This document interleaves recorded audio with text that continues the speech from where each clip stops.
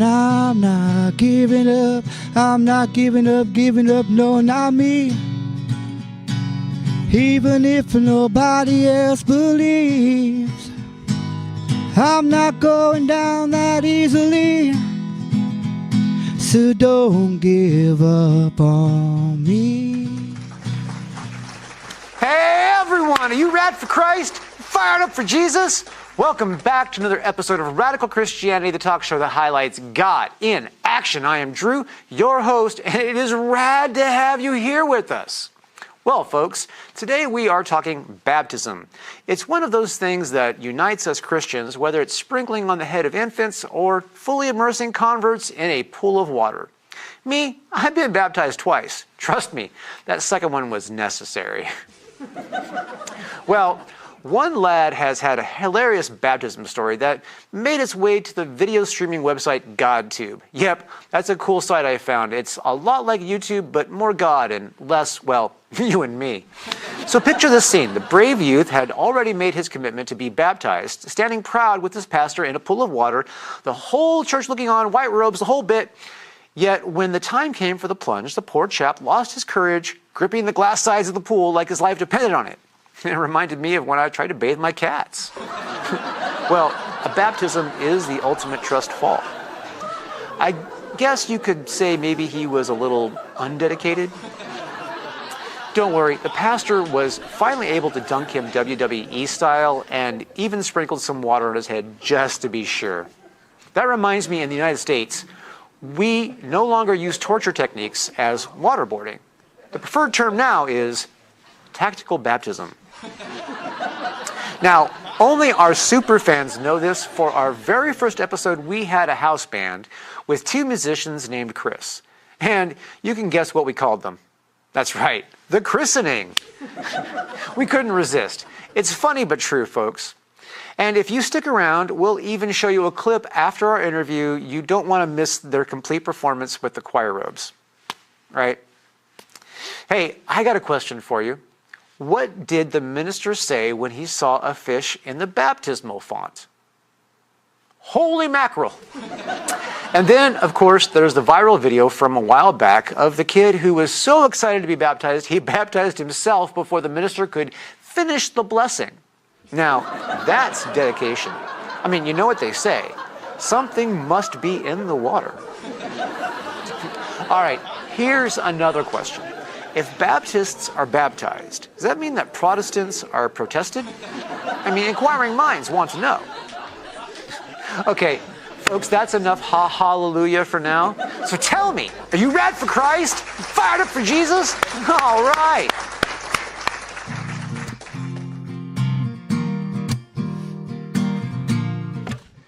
Ladies and gentlemen, we have a returning guest. This guy is got a heart for prayer and a heart for Jesus. And let's just sit and give a huge warm welcome for Adam Beas. Woo! Adam, how you doing? Good, man. Good to see you. So, Adam, welcome back to Radical Christianity. Yes. I'm excited. I'm excited to see, what part 2 here is. Yeah. You were with, you came and visited us here in the first season of Radical Christianity. Yeah. We're talking about your book, and you had, was it Lenny? Is that his name? Lenny was with with you me last time. Yeah, and so now we get to sit and, catch up and hear about what's going on. So the book, is it still going? The book is out finally. It's out, and we've kind of held back in doing the book signing and kind of promoting it. Kind of held back, and I think I'm just gonna wait probably till next year. Just finish off this year and get it out. But yeah, the book is out. It's exciting, and I'm working on a second one too right now. Okay. It's an autobiography, but I really want to push this one before I start getting that one out. Yeah. But okay. The ministry is moving. It's we're actually, in a couple of weeks, we head out to me and Lenny, going to Colombia, because we're partnered with another ministry called Cruising for Jesus International. So they've got some ministries out there, and they wanted to partner. We said, hey, we're excited about doing that. And they handed the baton over to us, so we're partnering. It sounds like there's a lot of lowriders involved in that ministry. There's a lot of lowriders, yeah, and motorcycles. But it's amazing. They've actually broken ground. They've broken ground in going into the prisons in Colombia. It's amazing, among other things. But Those are some pretty hardcore prisons. they're hardcore. In fact, they're the only ones that have been been able from the government side to get into a prison in Bogota. Yeah, yeah. Yeah, those. I mean, the just the rumors about those prisons are crazy. Tough guys. There's a place called the Silhouette. It's like there's only one way out and one way in. One way in and one way out. And there's the way out's not feet first, is it? Sometimes if you don't meet the right people, you might be coming out the wrong, feet first, right? For lack of a better term. They've got different levels of I want to say brothers or brotherhood or gangs maybe per se, that you got to know who's who in that area. And they let the Cruising for Jesus founder on Thursdays go in to minister in that area on Thursday nights. The only ministry. Now we get to go in. Nice. So yeah, with them. So it's amazing what's going on. Yeah, that sounds like a very intense adventure. Yeah. It is. Yeah. So you guys are still doing Monday nights? We still do Monday nights. We're doing the 8-week series.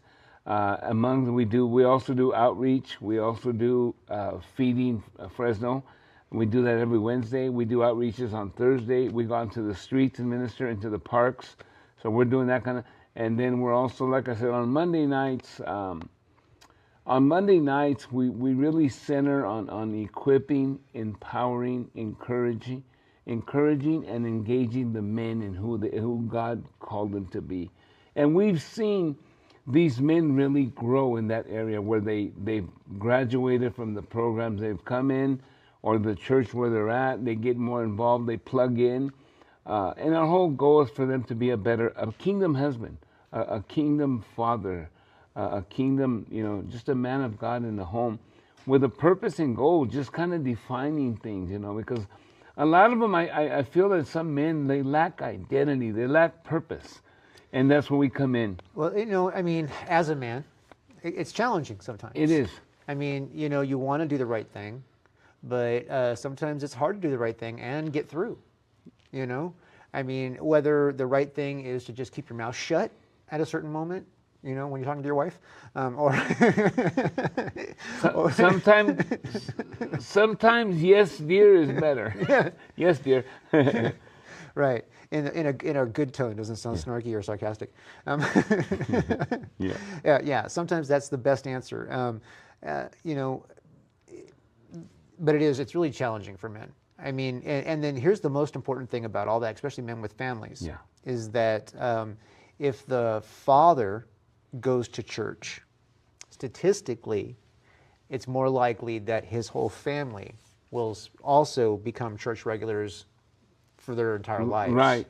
Statistically, it shows 93% versus 14 if the mother goes. Mm-hmm. So the father really has a lot of influence, and the Bible, they're called to be the priest, the prophet, and the protector of the homes. And see, what I've seen a lot is, we've seen a lot of where the father has been absent in the young man's life or the young woman's life. And we've seen a lot where these kids are looking for a father figure. They're looking for a man, or they're looking for some kind of, and we've seen where they found it in the gangs. They found it in drugs. They found it in alcohol. They found it with just the friends in the streets. And we're trying with a girl's, a pimp, or something horrible like that. Being, I mean, even to the point where they're trafficking women or being trafficked themselves, Right. So it's, we ran into a kid in the streets one time. He said that he was being held, against his will, and he wanted to get out. And we helped him get out of that lifestyle of being in that, being trafficked, basically, is what was going on. So we helped him. I won't say names, but we helped him. But I'm just saying, how do we as men get out there to help these men that are, they're trying to transition from from that lifestyle, whether it be drugs, alcohol, the gangs, or whatever their background is.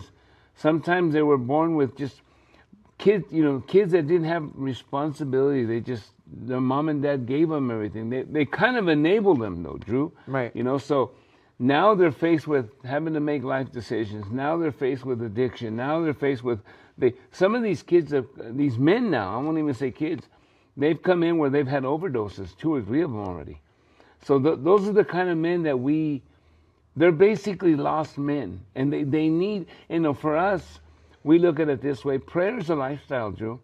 It's a lifestyle. We look at it every day. We got to have that communication, that intimacy, that talk with God for direction, for, how do we get from A to B to C to D in forms of getting a job, getting a car, getting your license. Maybe getting your family back. Maybe believe me, a lot of these men that we deal with are in programs, and they don't have their family. We've gone to where their graduation, and they don't even have their mother or their father or their kids coming. So it's a challenge for where they're at. I mean, there's some men that we have in the ministry now that are trying to rebuild their son back, their daughter back. Some have gone through divorce, some have gone to separation because of the drugs or the alcohol, whatever you have. Right. But I look at it this way, you've got to fix yourself before you can reach out and start fixing other people. Yeah, well, that goes with that whole,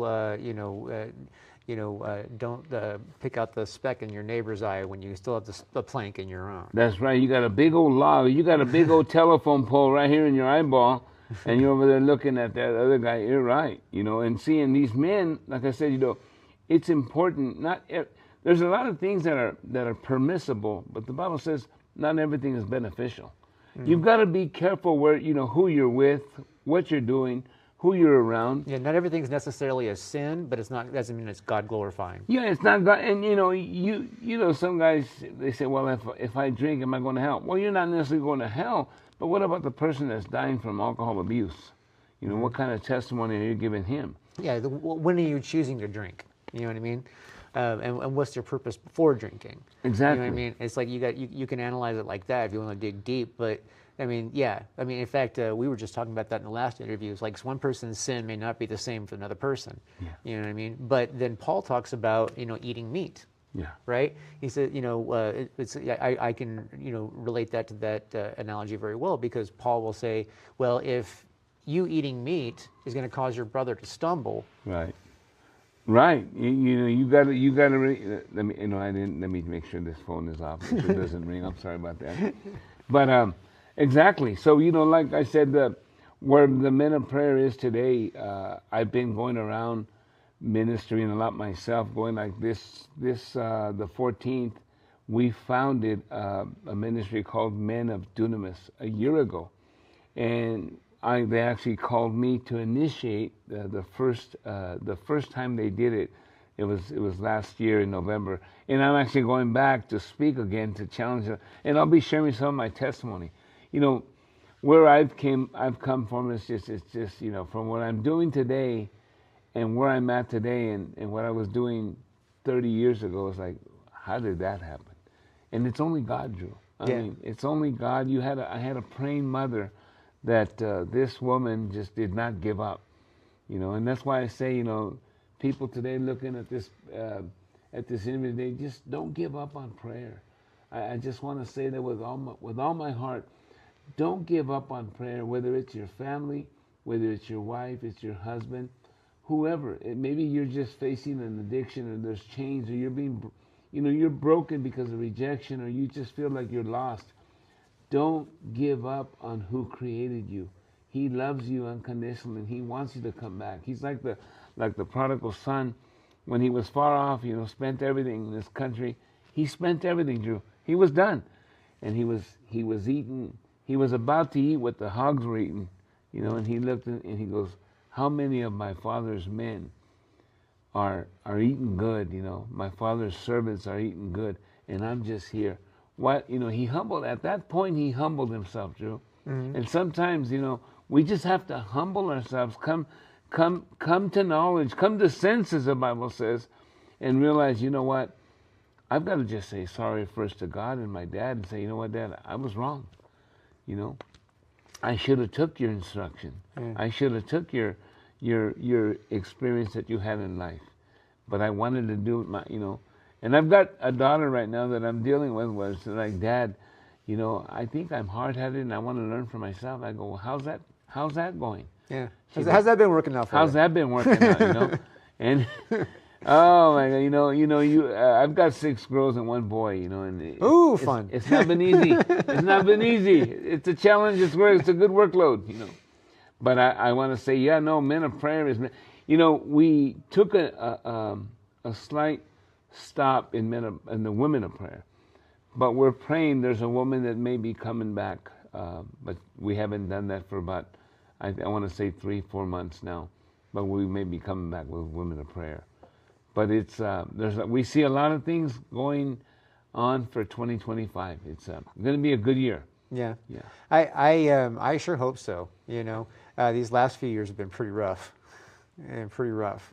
Yeah. You know, it's really no telling though. You know, I mean, but one thing I know for sure, no matter what, however it all works out, it's going to be the way God planned it to be.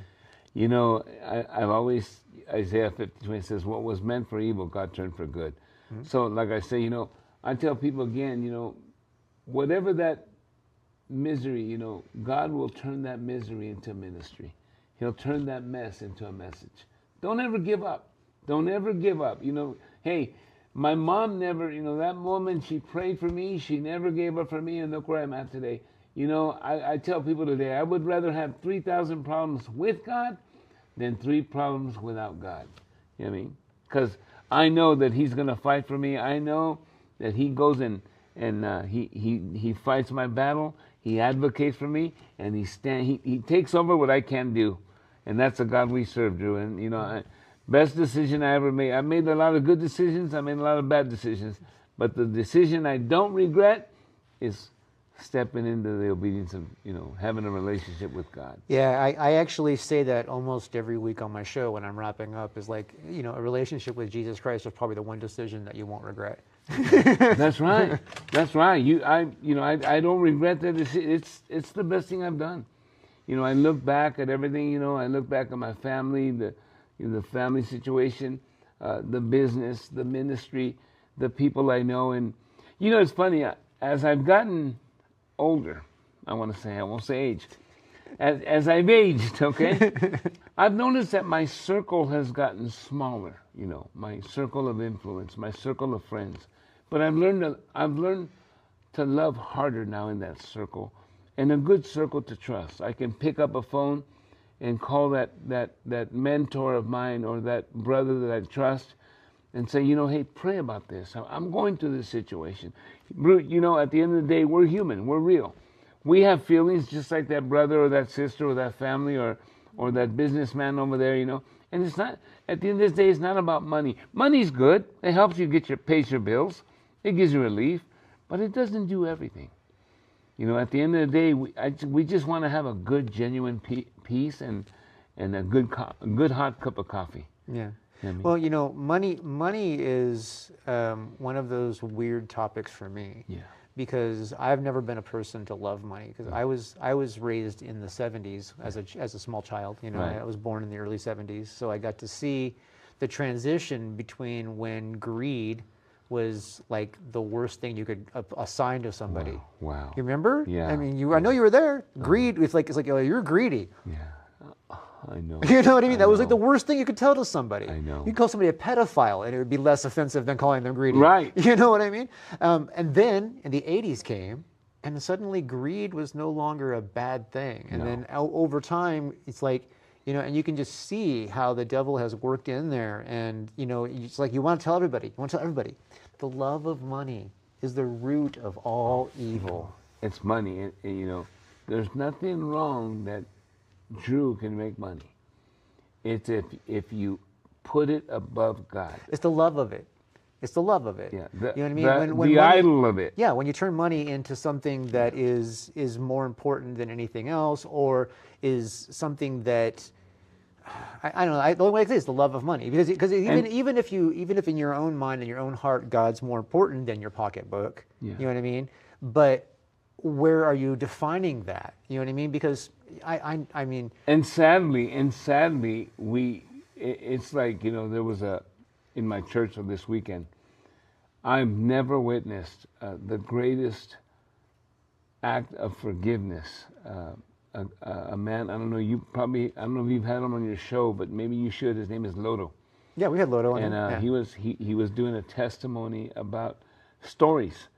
So Pastor Jim Franklin finished the story. He's probably going to add some more to it. But the story was that 30 years ago, this man shot Lodo in the face, and Lodo lived. And Lodo says it was the best thing that happened, because when he shut those eyes, he opened the eyes of his heart and he saw Jesus. But not only that, he forgave the guy. He forgave him. He sent him a text telling him, I forgive you. The guy saw the text, and then he called him. He called Lodo back and crying and said he was touched. By now, the man had already spent 10 years in prison. He was sentenced to 10 years in prison, and then he did 5, and then his son passed away. But anyway, so guess what happens at the end of the service? The guy Nairon that shot him in the face walks on the stage. Oh my God! There wasn't a dry eye in the church. Yeah, leave it to Jim to set you up like that, right? It was amazing what happened. I was like, wow, what an act of forgiveness. But what I say all that to say this: it's having that prayer, that intimacy with God, that growing with God, Drew. Just, you know, when you read the Bible, God talks to you, and when you pray, you talk to God. Having just every day having a lifestyle of that, a spiritual diet of seeking God and growing and rooting in Him, it's amazing what happens when you begin to have this desire, this hunger for more God. And it just seems like everything that comes, the pressures of life, the money, the issues with the wife, the kids, the children, the job, the ministry, the work, all that just gets easier. It seems like it's easier to choreograph and chronological put it, because it's just the peace that you have that surpasses all understanding. I don't know how to say it, but 5 years ago, I was different than I was today, because of how I walk with God, how I meditate, how I journalize, how I pray, you know, how I ask God. You know, sometimes I come out and straight boldly and tell God, I'm not afraid to approach you, God. I need this. This is where I'm at, God. I need your help. And it's amazing how, you know, sometimes God wants you to, you know, put all your feelings out there. That's where He finds you right there. Mm-hmm. I feel that He just finds you right there. And this is all linked to my lifestyle of prayer now. And I want to tell men today and women and families today, it's amazing when you really take your prayer life and not just a little microwave or drive-through prayer, this, you know, Amazon, you know, next day delivery kind of prayers, or these prayers where, here's my list, God, thank you. And when you answer this, I'll serve you better. Not that kind of prayers. I'm talking of prayers that whatever comes in life, help me get through it, God.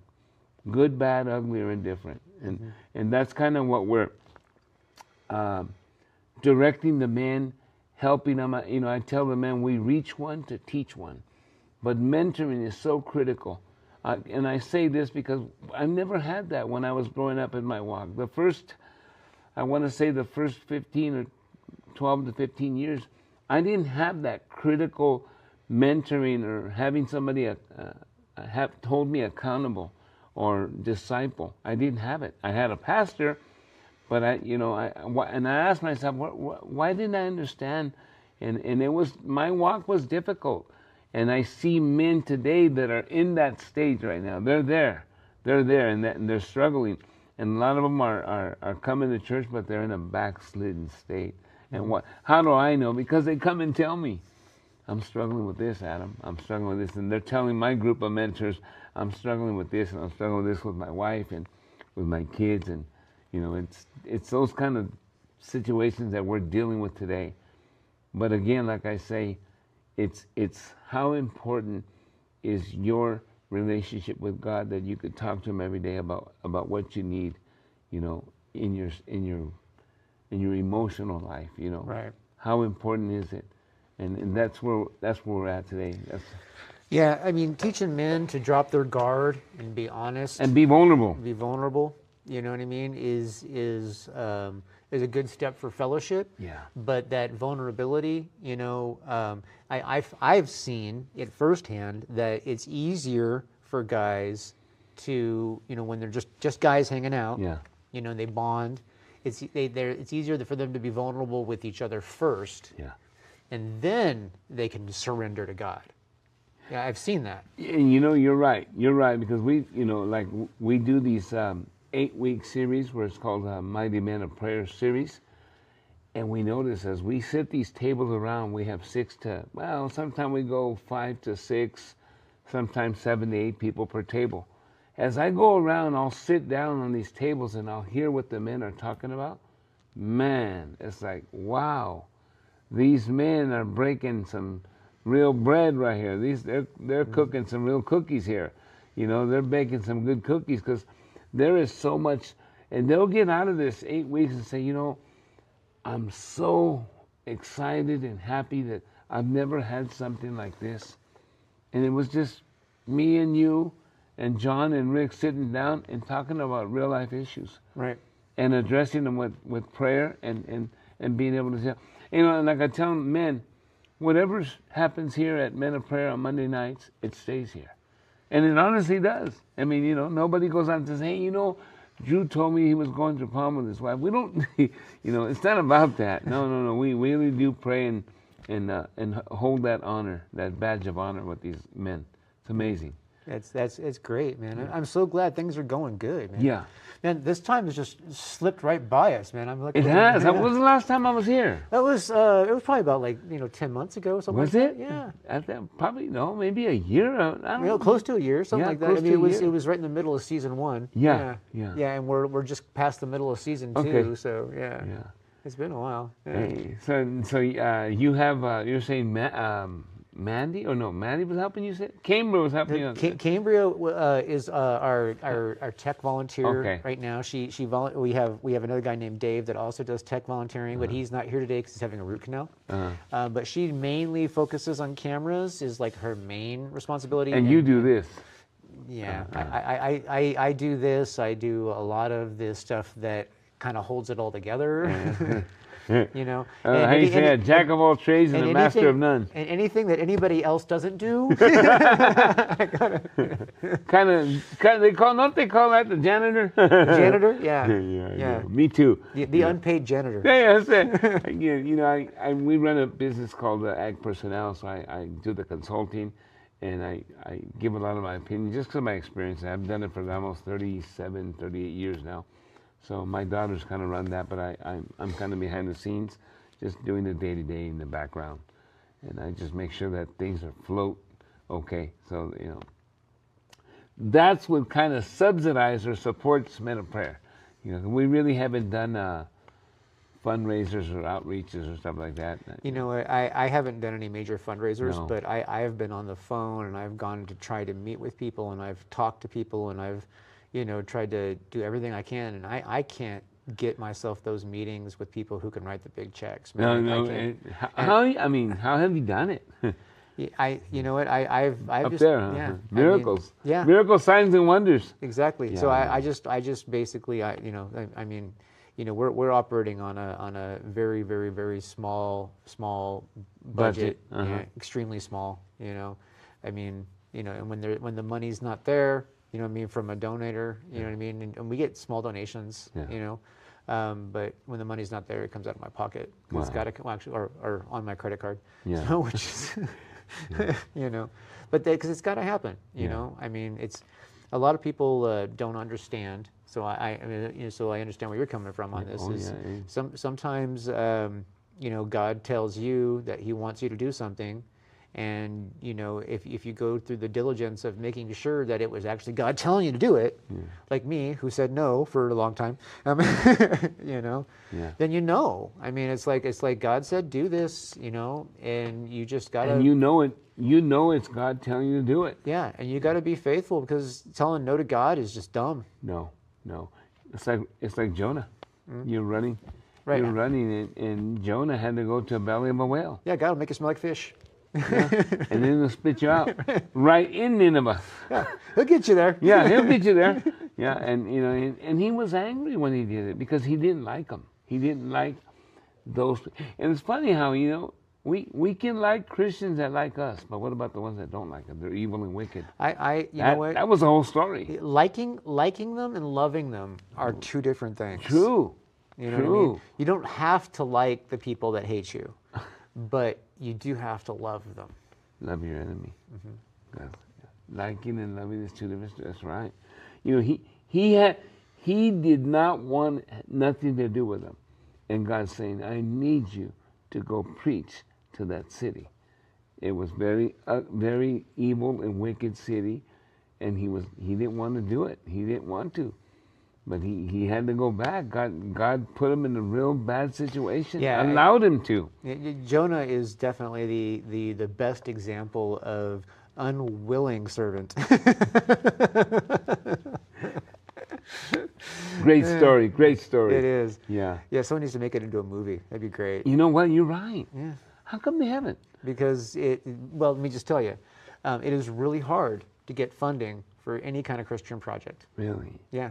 It is really hard. I know Sammy Rodriguez. He's a pastor. He's done some movies. Alexander Pagani's in a few movies. Mario Murillo is making a couple of movies too. I saw that because he was just preaching. I was at his tent revival. So let's be real though. Okay, there's a difference between what used to be considered Christian media. Yeah. You know what I mean? Like recently there's been a transition where there's actually, quality stuff coming out. There is. But but for the longest time, like everything was just like Yeah. Yeah. So, it takes a lot of money to do a good movie. It does. Just the quality of presentation, wrapping, so that it can be digestible by a secular market. Yeah. That is like, have you seen any of the faith films that have been out recently? Like, how about the Forge? Since we're talking about financial, I'm talking about discipleship and. I thought that was a good movie. Yeah, yes. Oh, I loved it. I promoted the heck out of that movie. Did you? Yeah. That was a good movie, Drew. I loved it. I cried. Yeah, I did too. And that's an essential movie. Like I have seen a lot of movies. That is the first commercial mainstream movie, which it was, that hit the gospel the way it did. Wow. Right there, boom, boom, clear. Yeah. No doubt, no question. This is what it looks like. Here it is. Yeah. I've never seen it before. In what would be a high quality. The way the high quality of it. Right. Right. I mean, it was a really good movie. Yeah. Well, I mean, you would know. You would know. This is, you ask me how to prune a tree, I'm good at that.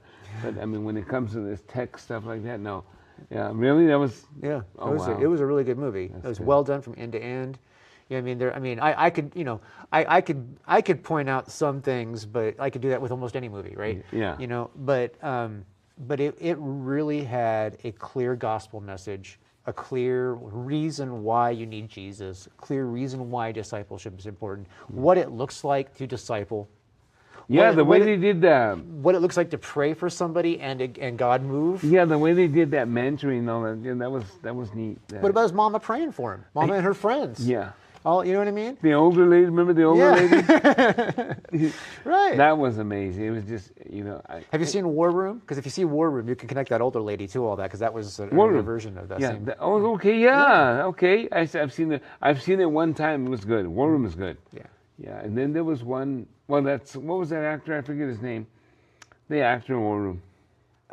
Oh no, that was Fireproof. Fireproof. Yeah. That was Fireproof. I forget the actor. Cameron, Mark.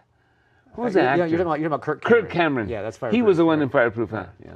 That was a movie. Yeah. That was a good movie. But anyway, yeah. So, but that's the thing. Somehow, some way, you know, it's not my responsibility, so I pray about it pretty heavily. Yeah. You know what I mean? But the church as a community has to start putting money into projects like that. Right. You know what I mean?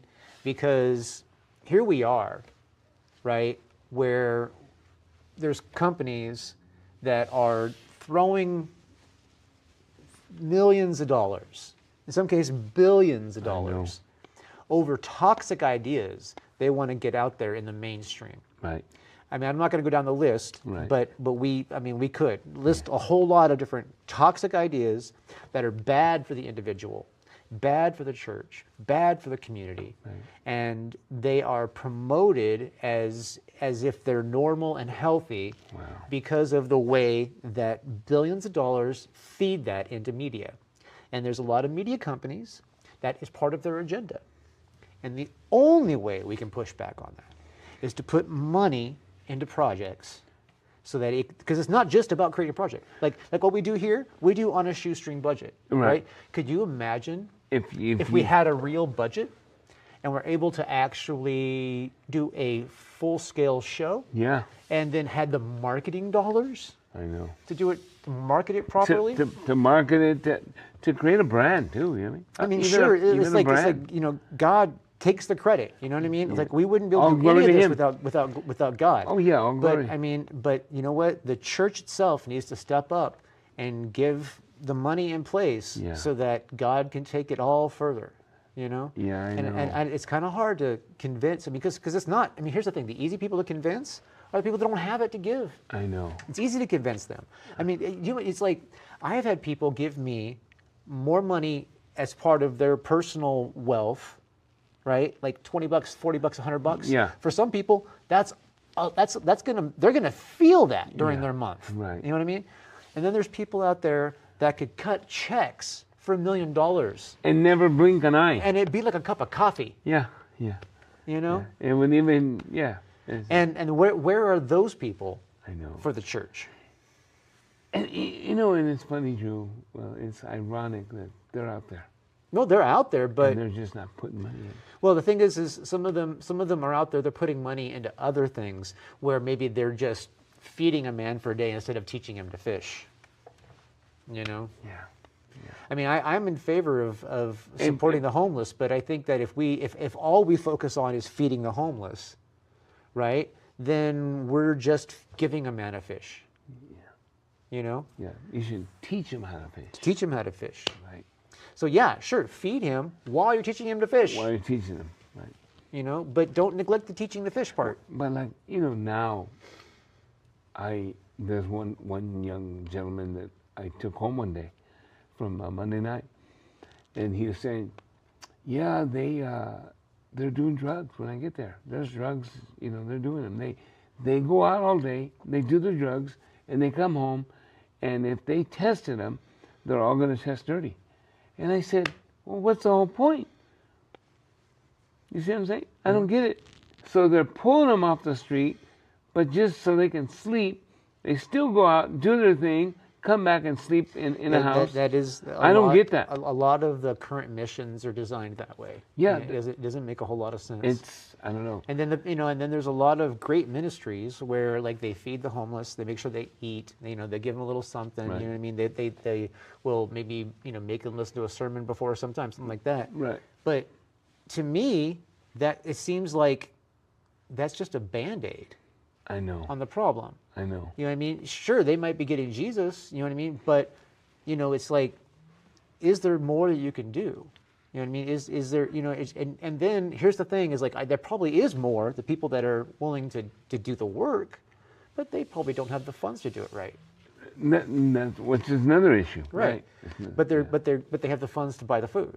Or Yeah. the food gets donated because it's excess. Yeah. Or, Well, you know what I mean, like for us, we help feed people in well-to-do, but some of the people are just, you know, I mean, they can't afford it. Some of the people they don't, like you say, they don't have the money. You know what? I don't eat really well. Actually, you know what? I do now because my girlfriend feeds me really good. she takes good care of me. I love her so much. But my ability to first of all, I can't cook, Yeah. right? So that's like, so if it can't be done in the microwave, I'm probably not eating. Oh my God! But Top ramen. frozen burritos, man, it's like the staple of my diet. Yeah. But I mean, and it's like there was a time, I could afford to eat fast food all the time. Yeah. Right. But I use that money for something else now. Yeah. You know what I mean? I give that to God. I use it to, I don't want to. He blesses you, obviously. I mean, you've been here for what, 2, 3 years now? 4 years? Well, I've been. How long have you been here I've now? been at CMAC for since they opened up after COVID. You know what I mean? Yeah. But this show, we are in our second season. This would be episode 31. Oh, of wow. Second season. Wow. So Good. yes, good. we're past the second half. We're past the half-year mark on our second season. Yeah. Yeah. So it's. And sometimes, our own ministry, we help other ministries too. So, sometimes, I know. That's basically all we do with Yeah. this ministry. Is And we do too. We help also, because God has blessed me with the business, and and I realize that it's not getting the blessing to you, Adam. It's getting the blessing through you. So if we're able to bless other ministries, guess what? He's going to keep blessing us. Right. Because our heart's in the right place. Exactly. And this ministry is like this show is just a part of the ministry. You know what I Right. mean? This is just one project. Uh-huh. Right? Now imagine if our ministry was actually able to do what it's supposed to do. Yeah. And that is train a lot of people on how to produce their own shows, how to Right. how to leverage YouTube properly, how to Right. leverage Facebook properly, how to use all social media, how to get out there, how to get your message out there, how to do it, Right. how to like blow up on TikTok, how to all this stuff. Uh-huh. You know what I mean? Imagine if we're training a mess of high school students and college students and retirees and Right. vets and just a mess of people. Amazing. You know what I mean? Just giving them all the skills, Amazing what all could the happen. knowledge. Yeah, and all they're going to be doing is creating content, putting it out on the internet to talk about Jesus. Yeah. Can you imagine what that would do to the world? Yeah. And we need more of that, Drew. We need start of that. I mean, it's It just needs to flow across the nation. you know what? It's all in God's timing. Yeah. I just trust God. He called me to do this, set this up, lay this Amen. groundwork. Yeah. You know what I mean? And I'm just being obedient. Yeah. But it's like it's really maybe it's just somebody God's working on their heart. Yeah. You know Hey. what I mean? Hey. But I know. Sometimes I say the same thing. Maybe they're not ready. Maybe I'm not ready. Maybe we're both not ready. But God knows what He's doing. well, yeah. Oh, I yeah. mean, God knew all the ins and outs, twists and turns, choices and decisions before I was ever born. It's funny, but when Lazarus had died, he could have came before he died, but he didn't come before he died because that was a miracle just to heal him. Right. No, he wanted to show him that I'm going to resurrect him. Watch what I'm going to do here. So he let him die. I kind of feel like he just, that way when he got there. Well, he yeah, said, that's Lazarus, rise. yeah. You see, that's the one thing that makes me shake my fist at the sky. Is like, do you have to let it be so bad that there's no doubt that you're doing it? Because I'm going to give you the credit. I promise. You don't have to make it like. Yeah, don't make it so bad. God, I know. You get the glory, God. I promise. Yeah, but he wants to show all the hard heads. I think he he's- wants to show people that look what I can do. Yeah. When are you going to give me the glory? Drew and Adam get it, but the people sometimes don't. And Yeah. God, why you gotta be a show off? Help me show off, God. It's all for you. Adam, we're out of time. Hey. Thank you so much for coming on, Thank and we'll you. have you on again soon. Thank you. I mean, I like it. let me know what's going on. You got a website you want to tell people to Yeah, go to? What's yeah. the website?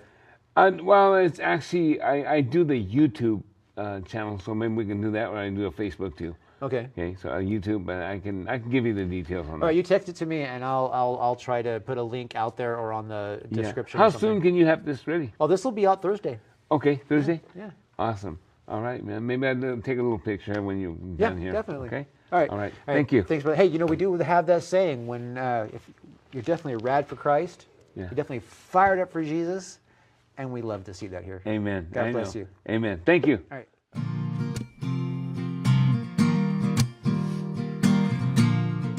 Ladies and gentlemen, thank you for joining us for another episode of Radical Christianity. I hope you had fun watching. I hope you got something out of the interview today. It is important to me that when you watch this show, you feel like there's some meat and potatoes in there somewhere. Also, maybe some fun, a little bit of fluff. So a little sugar, a little gravy, your meat potatoes, you should be happy, right? Okay, I know. Sometimes I just go off on crazy stuff. But anyway, thank you for joining us. I would like to reach out to that person right now who is wondering if a relationship with Jesus is for them. Maybe you're feeling that tug, you're feeling that pull, and you're like, oh, should I do this? I mean, obviously the answer is yes, if you ask me, but I want you to think about this. By any answer other than yes is a no. It's not like maybe or whatever, because if the world ends tomorrow and you haven't gone to that far, you obviously didn't get it done, right? So a maybe, a not today, all those things are technically no's until they become yeses. So just keep that in mind in case you're just kind of on the fence there. For those of you who are ready, just want to know how to do it, it's super simple. Just talk to Jesus. Just say, Jesus, I need you. Come into my life and turn me into the person that you've designed me to be. I don't want to do the stupid stuff that I do. I want to do better things, and I want you to guide me into the things that you want me to do. Something like that. I know I say crazy things every week. Just talk to him. Speak from the heart. Just talk to Jesus and let him know that you want to be his. It's super simple. And if you do that, you will become a part of the family of God. It's as simple as that. Because in Romans 10:9, it says all you have to do is declare with your mouth that Jesus was Lord and believe in your heart that God raised him from the dead and you will be saved. So you don't have to say some kind of crazy prayer. You just got to say, Jesus is the Lord and I believe it. You know what I mean? And that's enough. Anyway. If you said that while watching this show or you made that prayer or whatever, I would love to know about it. If you can go to our website, that's radforchrist.com. That's RAD, Christ.com. And there's a form there called Got Saved. If you fill out that form, I can send you a Bible and a little gift to show you that we are excited and happy that you joined the family of God. Also on our website, we have a form if you have a question about the show, about me, about our staff, about the guest, about the Bible, your math homework. I know I always say your math homework. Maybe you have something others. Maybe it's your English homework, whatever. Anyway, we would love to know, and we would love to try and help you figure that answer out. So ask the question away. We'd be happy to try and help. And there's also a form there if you have a prayer request. If there's something in your life you need prayer for, let us know. We would love to help talk to God on your behalf about that thing, okay? This is all because we are here to serve. And this is the most important part of all. Never forget this. Jesus Christ loves you, and so do I. Thank you for watching Radical Christianity. We will see you next week. And I'm not giving up. I'm not giving up, no, not me. Even if nobody else believes, I'm not going down that easily. So don't give up on me.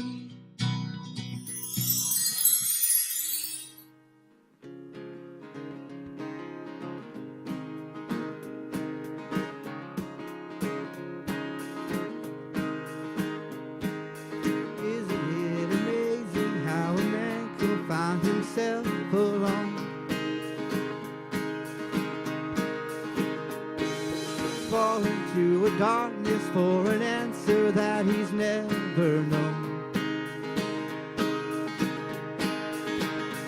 And isn't it amazing how a God could take a broken man and let him find his fortune, let him ruin it with his own two hands. Hop up on the hill in a rock in which he stands, looks back at the ground, looked down at his hands and he said, I am a difference maker.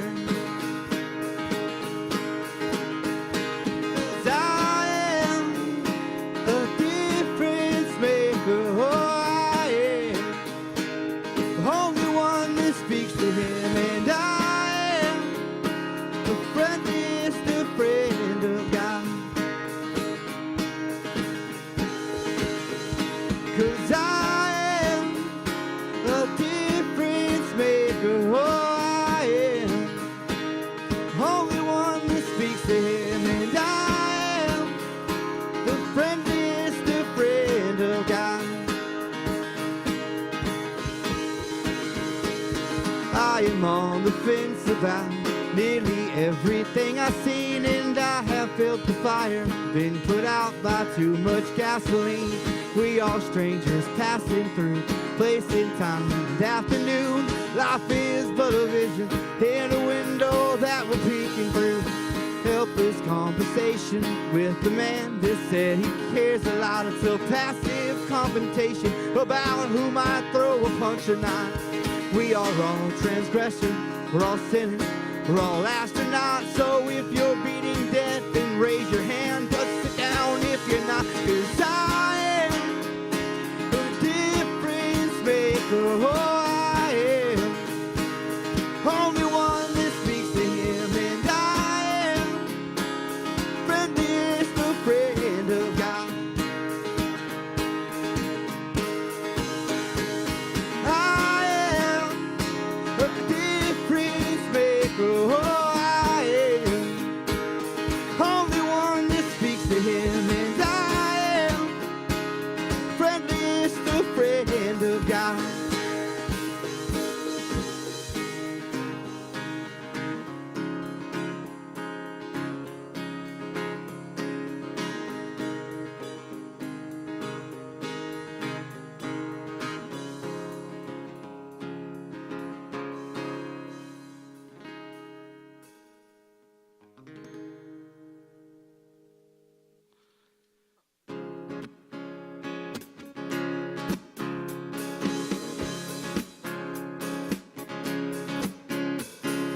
In this house I see many things I learned, like how to be a man with doubt and concern. I think I learned,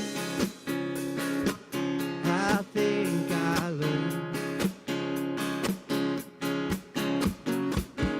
How do I know which road to take, which road to go? I feel so alone. All I need is help getting home. Lord, save me, Lord, help me now. I need your comfort, I am on my knees. Lord, help me, Lord, can you save me now? Lord, hear my plea.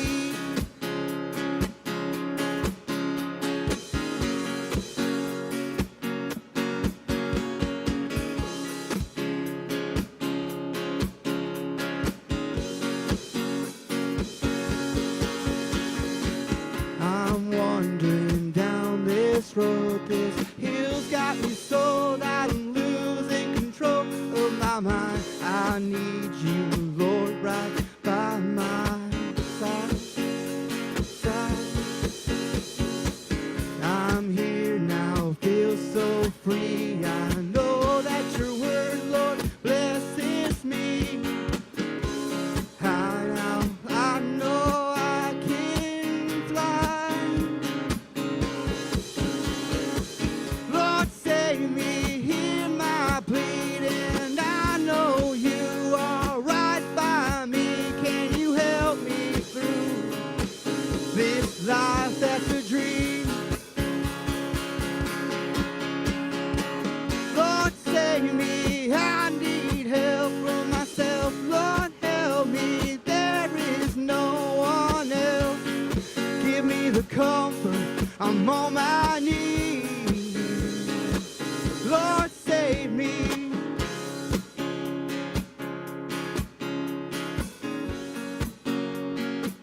Lord, save me.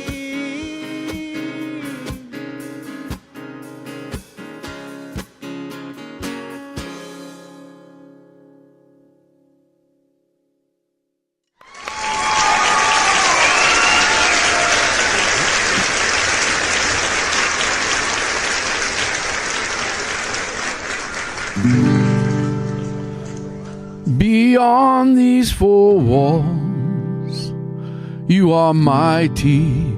Beyond these four walls, you are glory. Beyond these four walls, you are everything.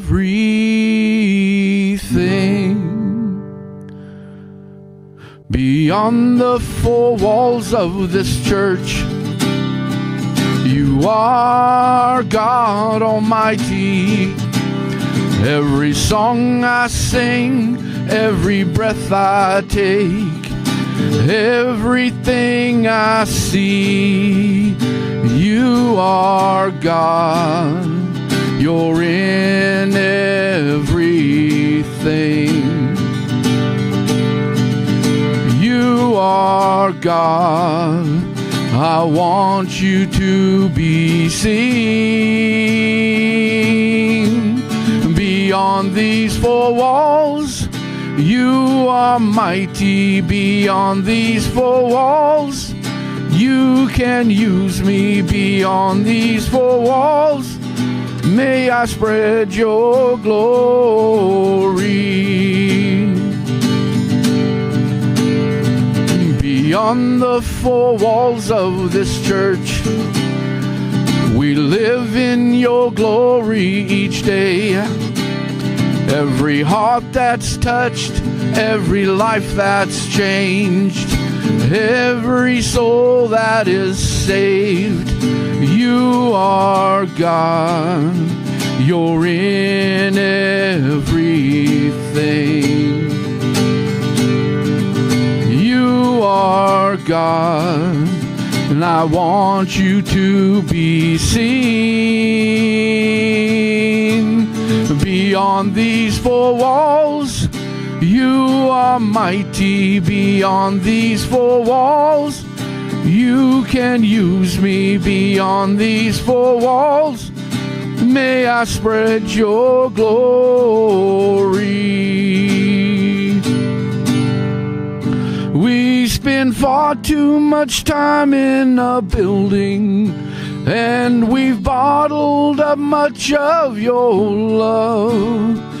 But because you don't live in a building, we will go as you've spoken to us.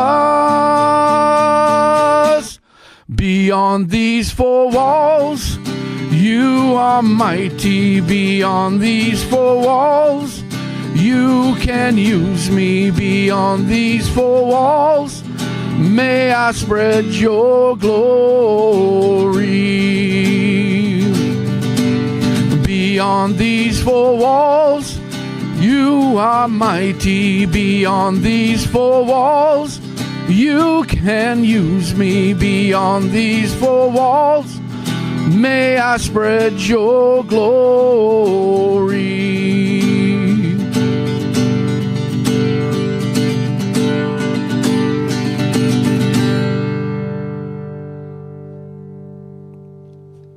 Well, now that I have your attention, I would like to talk to you about something pretty cool, and that is the Jesus for President campaign.